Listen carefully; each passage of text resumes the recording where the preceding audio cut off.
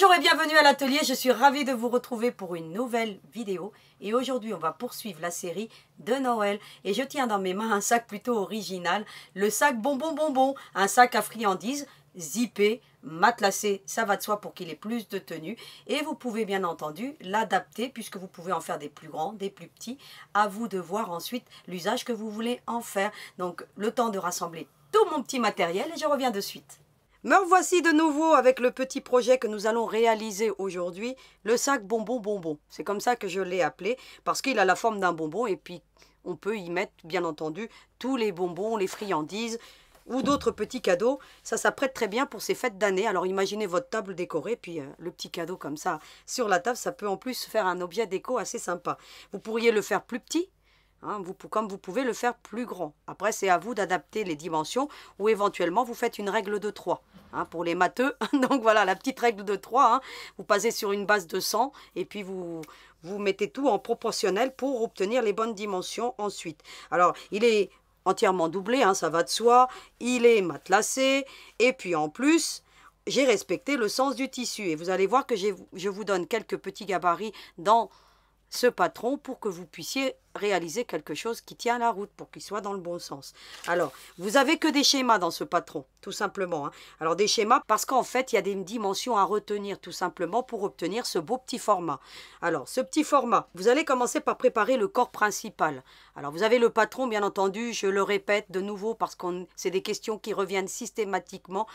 Où je peux trouver votre patron sous la vidéo. Vous avez toujours le patron sous la vidéo avec une vidéo qui l'accompagne. Visionnez cette vidéo. Ainsi, vous aurez toutes les informations pour pouvoir le télécharger et l'imprimer. Éventuellement, vous avez aussi mon adresse mail. Si vraiment vous rencontrez des problèmes, vous m'en faites la demande par mail, mais juste en dernier recours, tout simplement. Alors, on va déjà dans un premier temps préparer le corps du petit sac à friandises. Vous avez besoin donc d'une dimension de 15 par 26.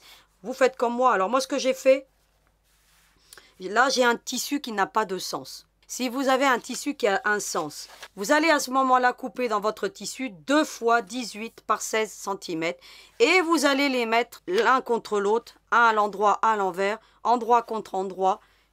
Vous avez ici un petit raccord, vous allez le voir, on va vous grossir la caméra, vous allez bien voir que j'ai mis un raccord. Pourquoi? Parce que j'ai un sens de tissu. Et comme cette partie est faite en un seul bloc, on a besoin de scinder le tissu en deux pour obtenir un sens. C'est-à-dire qu'ici, je suis à l'endroit et ici à l'endroit. Donc, si vous avez un sens du motif, eh bien, vous utiliserez ce gabarit. Une fois, vous mettrez endroit contre endroit et ainsi, vous allez pouvoir obtenir un panneau complet. Moi, en l'occurrence, j'ai pas de sens de motif. Du coup, qu'est-ce que je fais? Je prends mon gabarit 15 par 26. Vous avez vu que j'ai matelassé. J'ai pris un peu plus grand que le gabarit pour pouvoir matelassé parce qu'il faut savoir que lorsqu'on matelasse, le tissu a tendance à rétrécir. Si vous ne laissez pas au moins une marge d'1,5 cm tout autour de votre gabarit, eh bien vous serez à court de tissu. Là en l'occurrence moi j'ai fait des lignes droites tous les 2 cm avec une règle à patchwork. Je suis venue avec mon mine craie et ensuite j'ai fait un beau petit point chachicot. Je suis partie du centre vers les extérieurs. Quand on coud, on commence à coudre au milieu, ensuite on fait comme ça et ensuite on revient dans l'autre sens. Voilà, pour que le tissu soit bien réparti et que ça ne froisse pas lorsqu'on matelasse. Donc voilà, ça c'est la petite technique. Une fois que j'ai matelassé, j'ai pris mon petit gabarit. Alors je l'ai fait sur l'envers là parce que mon tissu a du mal à marquer. Et puis ensuite, je fais un petit zigzag tout le contour. Et il ne reste plus qu'à venir prendre le petit ciseau Amplify qui va bien. De couper le long du zigzag, tout le contour. Et je récupère toutes les chutes de tissu. Ça va de soi parce que je pourrais faire un autre projet avec. Donc voilà. Voilà pour ce qu'il en est du corps de ce petit sac. Ensuite, ce que vous allez faire, et c'est ce que je vous mets ici, vous allez couper une fois aussi dans la doublure. Vous avez ici coupé sur trait une fois dans le tissu principal, une fois dans le molleton, une fois dans la doublure. Et ainsi, le corps principal, c'est le corps qu'on retrouve ici dans cette partie centrale et préparé. Vous allez aussi préparer un zip, alors un zip de 20 cm pour pouvoir donc bien fermer ce petit sac. Ainsi, écoutez, les petits trésors seront bien à l'abri. Ensuite, on a les latérales. Alors, ce que j'appelle les latérales, c'est ce qui va faire l'effet bonbon. à ce petit sac. Pour les latérales, vous allez prendre les dimensions de 11 par 27 cm. Pourquoi 27 cm? Parce qu'on aura un petit raccord à faire. Il a fallu que je tienne compte de ma marge de couture. Ainsi, on aura quelque chose qui sera bien ajusté au corps de la trousse. Alors, ce que vous allez faire, vous allez couper 2 fois dans le tissu principal 11 par 27 et 2 fois dans la doublure. La doublure, on la retrouve ici à l'intérieur. Et vous allez faire un petit tourlet d'1 cm. Ce que je vais vous montrer maintenant avec mon petit fer à repasser. Et vous ferez ça, bien entendu, pour les 4 morceaux de tissu de 11 par 27. Vous allez prendre votre tissu. Vous voyez s'il a un sens. Vous le prenez à l'envers surtout. Si vous voulez qu'il se retrouve à l'endroit dans la partie interne. Donc là, je prends ma doublure. Je la mets sur l'envers comme ça. Vous voyez? Faites attention au sens. Et je vais prendre mon petit fer à repasser. Alors, je vais vous montrer, parce qu'il existe des petites règles magiques que je vous ai déjà montrées. Alors, elles existent en inch. Elles existent aussi en centimètres. Alors, vous avez celle-ci et celle-ci en centimètres. Et vous avez celle-ci, alors là, c'est l'emballage, qui est en inch. Voilà. Donc, je m'étais trompée lorsque je l'avais acheté. Du coup... je m'en sers quand je fais des ourlets, donc ça n'a pas d'importance, je l'utilise quand même. Mais vous avez celle-ci en centimètres, bien entendu, que je vous mettrai en lien sous la vidéo. Alors, ce que vous allez faire, moi je vais prendre celle-ci parce que vous verrez mieux. Mais là, vous avez même les marges de couture. Vous avez de quoi faire des arrondis. Parce qu'on a fait la Doll Eva, on avait fait la robe Marilyn. On avait utilisé l'arrondi ici pour faire tout l'ourlet, tout le contour. Donc, c'était plutôt pas mal, ce genre de règle est vraiment l'idéal. Ensuite, écoutez, vous avez celle-ci. Elle vous permet aussi de faire les poches. Ça vous permet de faire les ourlets. Ici, vous avez même pour faire les marges de couture. Pour celles qui ont du mal à coudre droit, eh bien, si vous voulez faire une marge de couture, vous la repassez avant en amont. Et ainsi, vous n'avez plus qu'à ensuite passer à la machine à coudre. Et ça facilite, bien entendu, le travail. Moi, je vais la positionner. Le 1 cm, c'est là où il y a le petit 1. Eh bien, je positionne comme ça. Et puis, je viens. Je repasse avec mon petit fer à repasser. Bien entendu, je vous mettrai en lien le fer à repasser, tout le matériel pour que vous puissiez avoir un bon outil pour repasser dans votre atelier. Et puis ensuite, voilà. Vous voyez en combien de temps on fait une petite marge de couture très rapidement, très facilement. Alors pourquoi je fais cette préparation en amont? Pour faciliter ensuite l'emboutissement de la petite dentelle qu'on trouve ici. Voilà, si on ne le fait pas, on risque de ne pas être en face. Et en préparant notre travail correctement, eh bien, ça facilite ensuite les prochaines étapes de couture. Et vous voyez qu'il a un beau débit de vapeur. Donc, ça marque très bien les plis. Et vous voyez, cette règle, elle est antidérapante. Alors, il existe celle de la marque Prime, mais elle est très glissante. Je ne vous les montre pas, je vous les avais déjà montrées. Je ne les aime pas du tout. Donc, je les aime, mais voilà, je ne m'en sers jamais. Celles-ci, elles sont antidérapantes. La règle ne glisse pas lorsqu'on repasse, comme vous venez de le voir. On a donc les latérales qui sont prêtes. Bien entendu, vous faites cette petite marge de 1 cm sur les 4 morceaux de tissu. Le tissu principal, la doublure. Essayez de trouver des tissus festifs, bien entendu, pour que vous ayez quelque chose qui s'adapte bien à la période de Noël. Mais sinon, vous pourriez très bien utiliser tous les tissus que vous avez.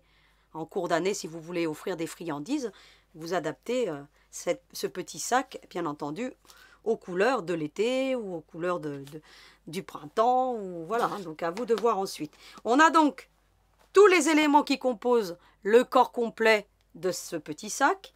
Il va falloir maintenant préparer du ruban. Alors pour le ruban, je vous dis qu'il faut un ruban. Alors je n'ai pas marqué la dimension, mais je vais le rajouter sur le patron, sur 50 cm. Alors qu'est-ce que j'ai fait moi? Parce que j'ai pas forcément, dans votre atelier, vous n'avez pas forcément le ruban à la bonne taille. Là, ça va de soi qu'il faut un ruban assez large. Ce ruban, vous voyez, il est très fin. Donc, si je le mettais dans mon petit sac, ça ferait disgracieux, ça ne serait pas proportionnel. Qu'est-ce que j'ai fait? J'ai utilisé dans ma machine à coudre le pied bord à bord. Il vous permet d'assembler 2 morceaux de tissu, l'un contre l'autre, sans avoir à vraiment, vous voyez, à bien ajuster votre tissu. Le fait qu'il ait cette petite lame ici au milieu vous permet de bien caler votre tissu d'une part et d'autre et de pouvoir l'assembler. Ce que j'ai fait moi, pour celui-ci, alors vous allez peut-être mieux le voir dans celui-ci, eh bien écoutez, il y a un petit zigzag entre les deux rubans. J'ai positionné mon pied dans la machine, j'ai mis un ruban d'un côté, un ruban de l'autre, et puis j'ai fait un zigzag assez large pour pouvoir obtenir un ruban, eh bien, écoutez, à la bonne dimension. Ce que j'ai fait pour celui-ci. Alors, vous n'allez pas forcément le voir dans celui-ci. Il y a un zigzag. En fait, ici, j'en ai assemblé 3. C'est-à-dire que j'en ai pris 2. Hein, vous voyez, je vais vous le mettre comme ça. J'ai pris mon pied comme ça. Et je suis venue coudre tout du long. Et une fois que j'en ai rassemblé 2, ben, je suis venue avec un 3e et j'ai fait le même procédé. Et cette petite lame qui est ici au milieu, c'est un guide, vous permet de bien mettre le tissu l'un contre l'autre et ensuite de pouvoir assembler avec un point zigzag. Alors j'ai pris un point zigzag assez large de 4 mm. Voilà, pour que ça ne vienne pas à se plisser. Parce que là, si j'avais pris un point serré, eh bien, j'aurais pas obtenu le même effet. Et vous utilisez bien entendu un fil ton sur ton ou contrasté, parce que ça peut faire très joli avec un contraste. Moi, là, j'ai voulu que ça reste assez discret. Là, j'ai utilisé du jaune. On le voit un petit peu, hein. Eh ben, ça fait très joli. Donc voilà, ainsi, vous pouvez assembler vos rubans très facilement si vous n'avez pas la bonne dimension. Donc vous pouvez acheter n'importe quel ruban et puis ensuite venir les assembler pour obtenir la taille que vous souhaitez. Donc vous voyez, donc ça peut être quelque chose de sympa. D'ailleurs, à cet effet, je voulais vous montrer quelque chose, justement parce que moi, je vous l'ai dit, hein, je fais beaucoup de broderie actuellement et je travaille pour ma paroisse, justement. Donc je suis en train de faire une nappe en Richelieu et là, vous avez un petit test que j'ai fait de mon petit Richelieu, donc pour un hôtel. Et puis, bah, c'est plutôt sympa, hein, donc le Richelieu. Donc, c'était la première fois que je le faisais. Donc, je pourrais éventuellement vous en parler. Parce que y a une petite technique particulière pour obtenir un très beau résultat. Et vous avez vu que, eh ben, ils sont placés au bon endroit. Là, il existe des outils de placement que d'ailleurs j'ai trouvé dans Créatrice Broderie Machine, et c'est Isabelle Choplin, hein, donc, qui est la gérante et qui, soit dit en passant, est très sympathique, qui a répondu à quelques-unes de mes questions par rapport au flex et par rapport à tout ça. Et franchement, honnêtement, elle est super sympa et en plus, on trouve des motifs hyper sympas. Et là, en l'occurrence, eh bien, j'ai trouvé ce motif chez elle et puis c'est de la broderie Richelieu. Ça prête bien. Donc, à l'ouvrage que je suis en train de faire ici. Tout ça pour en venir au fait qu'actuellement, vous savez, je vous l'ai dit, je fais mes boules de Noël. Et lorsqu'on fait de la broderie Richelieu ou lorsqu'on fait, peu importe, hein, de l'ITH ou peu importe ce que vous êtes en train de réaliser avec votre machine à broder, il nous reste toujours des chutes d'hydrosolubles, de stabilisateurs à déchirer. Et on a toutes ces chutes. Généralement, tout le monde les met à la poubelle. Eh bien, tout le monde sauf moi. Pourquoi ? Parce que ça coûte extrêmement cher. Et ce que je fais, moi, je récupère certains morceaux. Là, je m'adresse à celles qui ont une machine à broder, ça va de soi. Prenez un plan de coupe, un cutter rotatif, une règle. Vous alignez votre hydrosoluble. D'un côté, vous coupez une arête droite d'un côté et de l'autre des 2 chutes que vous avez. Vous prenez votre pied à bord. Vous l'aidez au départ, la machine, parce que comme c'est un peu statique, hein, là c'est du hydrosoluble, un peu effet plastique, mais vous l'aidez. Et puis ensuite, vous faites un zigzag large, hein, comme là, 4 mm, et vous assemblez. Et ensuite, lorsque vous faites les réglages dans votre machine, vous mettez le motif de façon à ce que ça ne vienne pas empiéter sur la zone centrale. Là, en l'occurrence, j'ai utilisé le côté droit. Et je vais encore récupérer le côté gauche. Je vais venir avec ma règle, je vais couper, puis je le réutilise. Et ainsi, ça me permet d'utiliser toutes mes matières jusqu'au bout. Je fais ça aussi avec le stabilisateur à déchirer.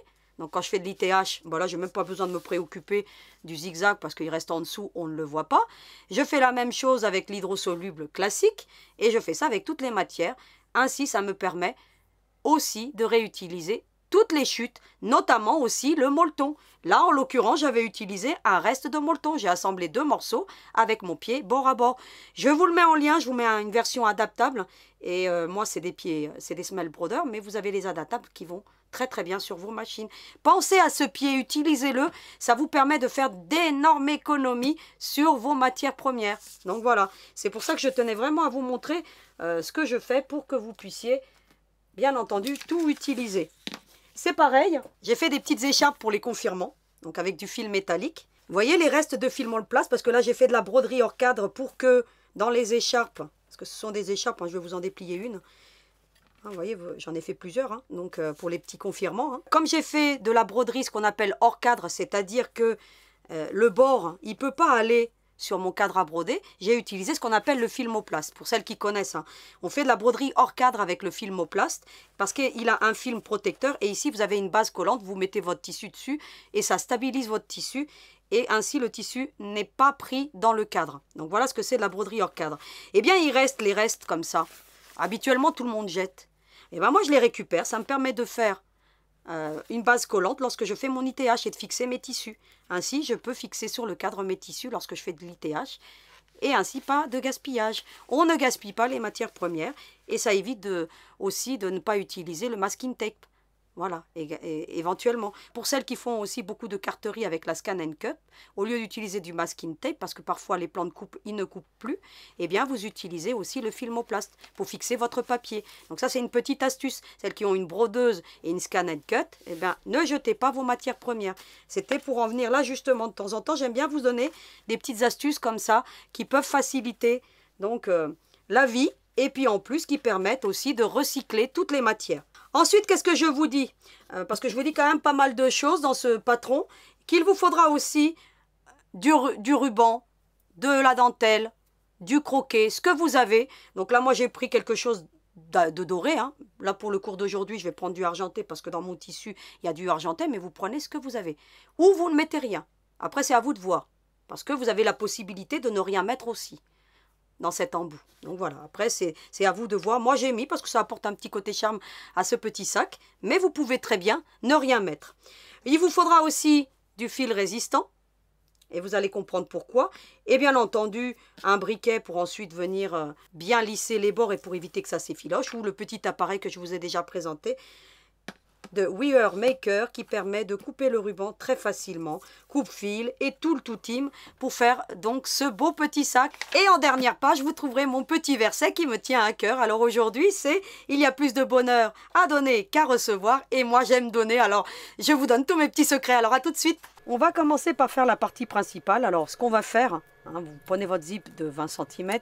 Vous allez couper comme habituellement, hein. Donc ça c'est une méthode que je vous ai déjà montrée. Et on m'a posé une question, alors vous voyez, j'essaye de répondre à toutes vos questions au fur et à mesure que je les vois passer.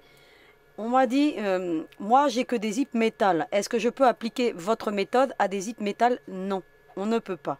Pourquoi? Déjà, on ne sépare pas un zip métal et vous aurez beaucoup de mal à réemboutir le curseur sur une fermeture métal. En plus d'une fermeture métal, vous ne pourrez pas coudre jusqu'au bout, c'est-à-dire que les extrémités ici, vous ne pourrez pas les coudre. Imaginez que vous avez une fermeture métal, hein. Donc voilà, vous ne pouvez pas appliquer la méthode que je vais vous montrer, bien entendu, comme d'habitude. Ce que vous allez faire pour poser votre zip, hein, vous le prenez toujours un peu plus large, hein, donc là moi je vous ai dit 20 cm, 20 cm c'est très bien, puisque ça vous permet d'avoir de la marge ensuite. Eh bien vous allez l'ouvrir pour le poser, vous l'ouvrez comme ça, jusqu'au bout, vous venez, vous faites un côté, tac, vous venez, vous le laissez toujours attaché, et vous viendrez à mettre l'autre ensuite, et avec la doublure. Une fois que vous avez fini, donc là vous imaginez, alors je vais mettre des épingles pour que vous imaginiez bien ce que je suis en train de vous dire. Alors, vous imaginez que je l'ai cousu, hein, et qu'il y a la doublure. Hein. Donc voilà, je ne vais pas positionner la doublure, mais ça va de soi que vous faites les mêmes étapes, vous allez poser la doublure. Alors vous allez le poser comme ça, endroit contre endroit, hein, ça va de soi. Vous avez le curseur qui se retrouve vers le bas. Vous allez faire la même chose de l'autre côté. Alors vous allez faire un petit pic au milieu, hein, pour bien le centrer, hein, surtout. Il faut bien le centrer là par contre. Hein. Vous faites une petite marque au milieu, ici, et au milieu du zip. Hein. Donc là, moi je fais à l'œil, mais voilà, hein, ça paraît logique, mais je vous le dis. Ensuite, vous allez faire comme ça, et comme ça. Et vous vous retrouvez avec votre zip qui est tout ouvert comme ça. Une fois que vous avez la doublure, bien entendu, vous allez tout retourner comme ça. Vous voyez? Et vous allez vous retrouver ainsi. Et vous, à ce moment-là, vous allez fermer votre curseur comme ceci. Et ici, ce que vous pouvez faire, soit vous prenez une petite aiguille, un petit fil et puis une aiguille. Hein. Bien entendu, si vous mettez au milieu, tout sera centré. Hein. Là, moi, en l'occurrence, je n'ai pas mis le milieu du milieu. Et vous mettez ici un petit point de couture à la main.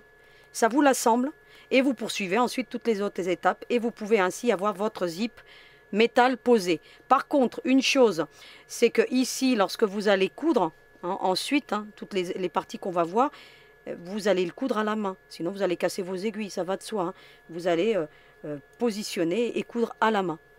Hein, vous bougez votre volant de machine à la main. Vous n'utilisez pas votre pédale ou votre opération automatique de votre machine. Vous faites une opération manuelle pour passer donc les rainures des dents.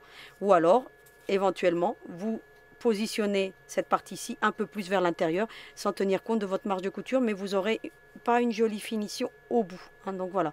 Ou éventuellement des embouts de zip, vous pouvez mettre aussi sur votre métal, mais faites attention de ne pas coudre avec la pédale de votre machine, sinon vous allez casser les aiguilles. Donc voilà comment on peut positionner aussi une fermeture à métal. Mais honnêtement, ça coûte plus cher les fermetures métal et c'est pas forcément facile à poser. On a donc coupé les extrémités de notre zip, on va le séparer, hein, comme habituellement, et puis on va le positionner très facilement. Alors je vous montre un côté, et puis après, voilà. Et là, en l'occurrence, en séparant le zip, vous n'avez pas besoin de vous préoccuper du milieu. Vous avez, voilà, vous laissez une petite marge d'un côté et puis de l'autre. Vous allez faire une petite couture de maintien. Alors là, vous allez bien le voir parce que j'ai du rouge. Il faut que je change le point de ma machine parce que j'ai du 2,50. Et moi, je veux du 2 mm. Hein, donc, pour toutes les opérations de couture, j'utilise toujours du 2 mm. Voilà ce qu'on obtient. Voilà, je suis endroit contre endroit. Hein, donc, les rainures du zip vers le bas. Vous allez ensuite prendre l'autre partie. Vous allez bien centraliser comme ça. Éventuellement, vous allez prendre une petite pince d'un côté et puis de l'autre. Ça vous aide à maintenir le tout en alignement. Vous allez refaire pour les débutantes une petite couture de maintien de nouveau. Voilà. Voyez? Et ensuite, vous prenez votre pied à zip et vous suivez les rainures. Ce que je vous recommande de faire, c'est de faire les deux côtés, puis ensuite vous prenez votre pied à zip et puis vous venez faire les deux fermetures en même temps, hein, pour éviter de changer de pied tout le temps. Voilà. Ça va de soi. Hein. Voilà ce qu'on obtient. Alors moi, j'ai un pied étroit, hein, donc une semelle étroite, donc la fermeture, voilà, reste posée correctement malgré que je n'ai pas de pied à zip. Ensuite, vous allez prendre l'autre côté, puis vous allez faire les mêmes opérations, comme ceci. Voilà ce qu'on obtient. Une fois que vous avez donc posé les zips, vous allez tout simplement retourner votre ouvrage. Vous allez tout bien mettre à plat, comme ça. Et vous allez passer une petite couture ici. Alors, moi je vais prendre un point large de 3, hein, donc faites en sorte que tout soit bien en alignement. Éventuellement, vous pouvez aller passer un petit coup de fer à repasser si vous voulez. Et puis vous allez faire une petite couture. Alors vous allez longer ici, hein, donc le petit secret pour avoir des bonnes lignes droites. Vous mettez votre semelle comme ceci et puis vous allez coudre tout du long. Voilà ce qu'on obtient. Bien entendu, un fil ton sur ton, hein, pour obtenir. Et vous faites la même chose de l'autre côté. Voilà ce qu'on obtient. On a des bords vraiment propres. Ça évite que la doublure vienne se prendre au zip lorsqu'on ferme le petit sac. Vous allez en profiter pour faire aussi une petite couture de maintien dans les extrémités pour que la doublure reste bien en place. Vous avez remarqué que pour ma doublure, là, j'ai pas pris le sens du motif parce que c'est une doublure, c'est à l'intérieur. J'aurais pu, hein, donc prendre un tissu d'un côté et de l'autre avec le gabarit que je vous ai donné. Donc vous auriez pu très bien le faire. Mais bon, pour une doublure, hein, vous ne cassez pas la tête, vous le laissez comme ça va très bien. Ensuite, eh bien, qu'est-ce qu'on va faire? On va mettre tout ça en alignement. Alors, vous allez vous positionner comme ça. Vous allez faire en sorte que là, ça reste bien droit. Hein. C'est ce que je vous ai déjà montré. Et puis, vous allez enlever 2-3 dents d'un côté. Il faut que ça reste plus petit. Vous voyez? Comme ceci. Ensuite, vous allez prendre votre petit curseur. C'est pourquoi on ne peut pas le faire avec un zip métal. Hein. Et vous allez embouter, puis vous allez voir si vous tombez bien en face. Si vous ne tombez pas en face, eh ben vous enlevez une rainure. Et vous voyez, là, en l'occurrence, je suis très bien. Donc... hop, j'emmène jusqu'au bout, je vérifie qu'au bout je suis bien aussi, donc en l'occurrence c'est plutôt pas mal, hein. Vous voyez que je suis bien en alignement. Je réemboutis. Donc vous la connaissez cette méthode maintenant. Hein. Et vous avez vu que ça nous permet aussi non seulement d'avoir un curseur qui ne nous gêne pas pour toutes les autres étapes, mais aussi cette méthode, juste le temps de le réemboutir et je vous dis, eh bien ça vous permet d'avoir deux bords ici et ici qui sont fermés. Ainsi vous êtes tranquille. Éventuellement, lorsque vous avez fini ici, vous venez ici sur l'envers, vous mettez comme ça, et vous faites une couture. Ça vous permet de maintenir fermé votre curseur. Et puis vous insistez, vous faites une belle petite marche arrière, et hop. Vous voyez? La même chose de l'autre côté. Voilà qu'on obtient. Vous avez vu, quelque chose, ça reste sécurisé. Ensuite, vous allez prendre, alors prenez des ciseaux, les Olfa, hein, donc investissez sur des ciseaux pour éviter d'abîmer les ciseaux à tissu, parce que ça, voilà, comme ça vous les garderez plus longtemps. Voilà ce qu'on obtient. On a quelque chose de juste parfait. Ensuite, eh bien, je vais vous montrer un côté, et ça va de soi que vous allez faire la même chose pour l'autre côté, puisque ça sera en symétrie.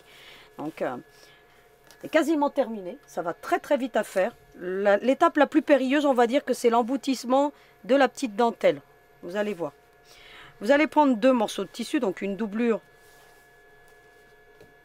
et une partie principale. Vous allez déplier donc le petit ourlet que vous avez fait en amont. Vous allez mettre endroit contre endroit comme ça, et puis on va coudre ici. On va prendre un point serré. Voilà. Un point de 2, hein, c'est très bien. Là, vous allez bien voir ce que je suis en train de faire. Alors, vous prenez une marge à 1/4 hein, pour faire cette couture. Et ensuite, vous pourrez prendre votre pied de machine hein, pour faire toutes les autres étapes. Hop. Parce que moi, j'ai calculé avec 1/4. Sinon, vous rajoutez, si vous avez un pied de 0,75, vous rajoutez à votre patron, au lieu d'être de 27, vous mettrez 25 pour avoir les 25 mm qui vous manquent pour prendre votre pied de machine. D'accord? Donc faites vos bons calculs, hein, parce que sinon vous allez être trop juste si vous utilisez votre pied de machine pour faire cette marge de couture. Sinon, vous faites un petit trait à 5 cm, vous voyez, à chaque extrémité. Vous faites comme je vous ai déjà montré. Prenez, vous mettez une règle et puis vous mettez à 5 mm du bord. Et ainsi, vous avez votre marge de couture qui est faite. Hein, donc là, c'est pour les débutants et les débutantes. Ainsi, vous aurez ça parfaitement exécuté. Vous allez faire la même chose avec la partie principale. Vous allez ensuite reformer votre ourlet, hein, comme ça avec vos doigts. Vous écartez bien la couture ici, c'est très important pour que vous ayez le moins d'épaisseur possible. Voilà, vous voyez. Et vous avez les 2 parties qui sont faites. Vous allez ensuite prendre la latérale, vous allez la retourner, donc la partie de la doublure. Hein. Vous allez la retourner comme ceci. Vous allez l'emboutir à l'intérieur, endroit contre endroit, voyez. Vous allez faire correspondre la marque ici.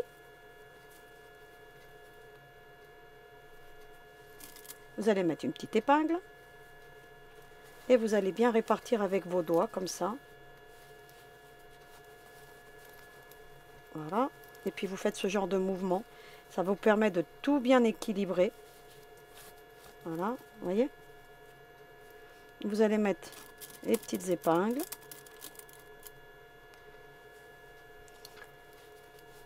Vous allez en mettre une autre. Et une autre ici. Et vous allez faire une petite couture de maintien. Donc une petite couture de maintien ou de sécurité. C'est moins qu'un pied de machine. Et vous allez coudre tout le contour. Alors vous pouvez utiliser une aiguille de 90, hein, donc ça passe bien avec la fermeture, hein, donc voilà. Hein.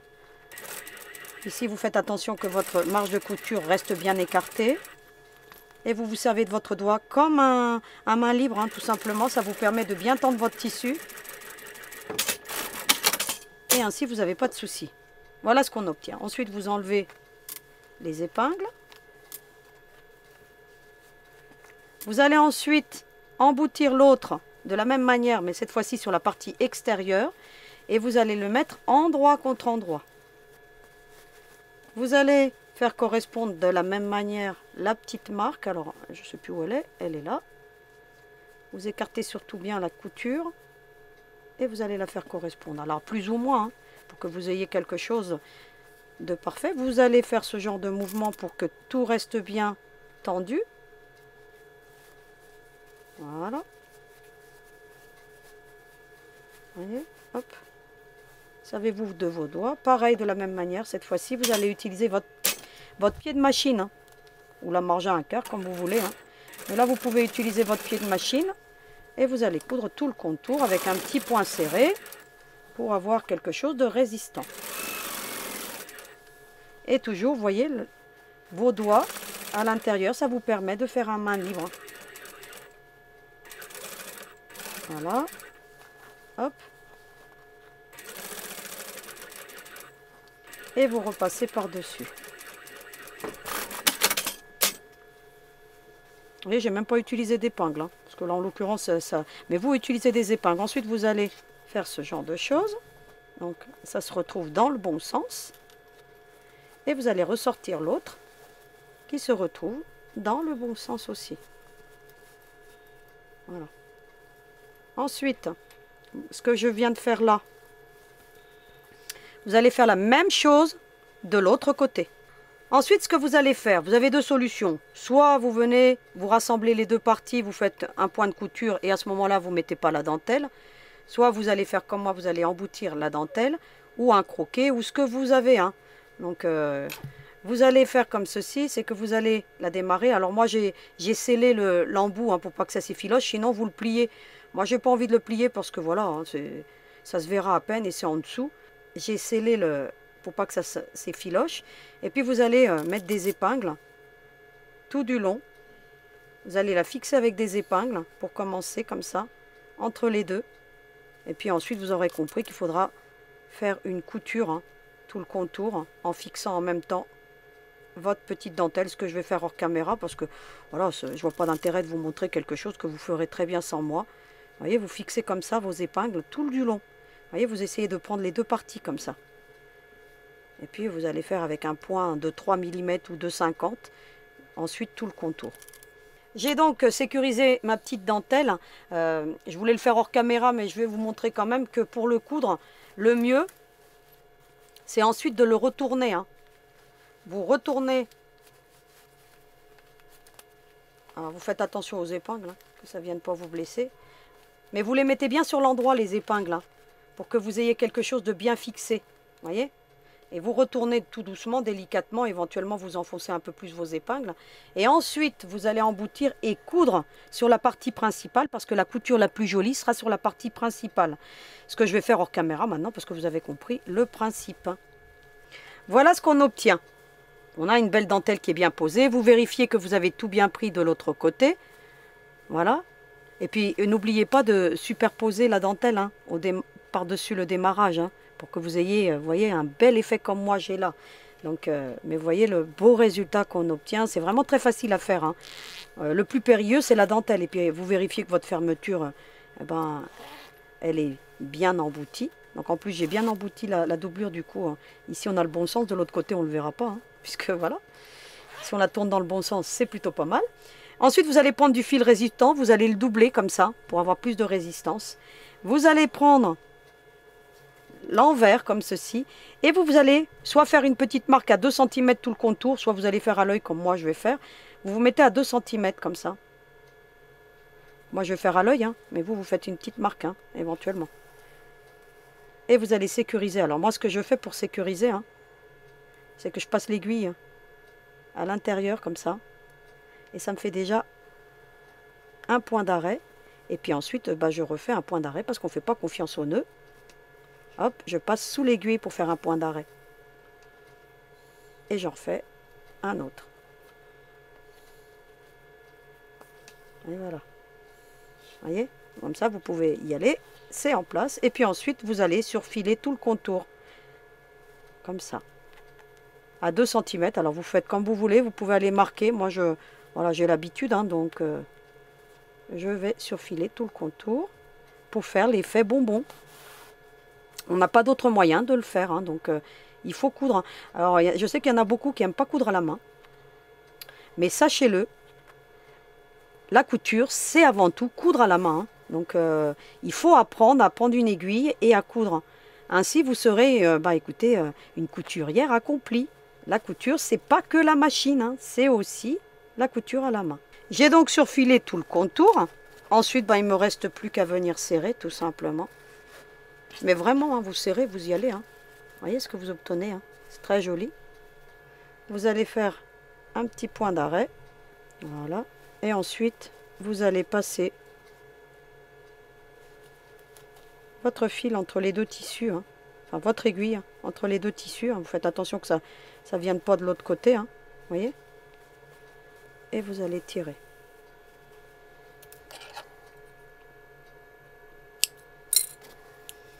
Vous obtenez ceci.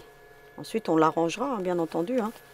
Mettez votre main à l'intérieur ou vous ouvrez après la fermeture et puis vous venez faire ce genre de mouvement pour venir tout bien positionner. Alors, ce que j'ai fait là, bien entendu, on fait la même chose de l'autre côté. Voilà ce qu'on obtient, quelque chose de super mignon.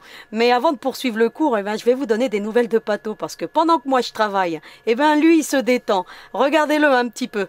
Pato en pleine séance de relaxation. Voilà, comme ça vous avez des nouvelles de Pato. Il a bien grandi, Pato. Donc voilà.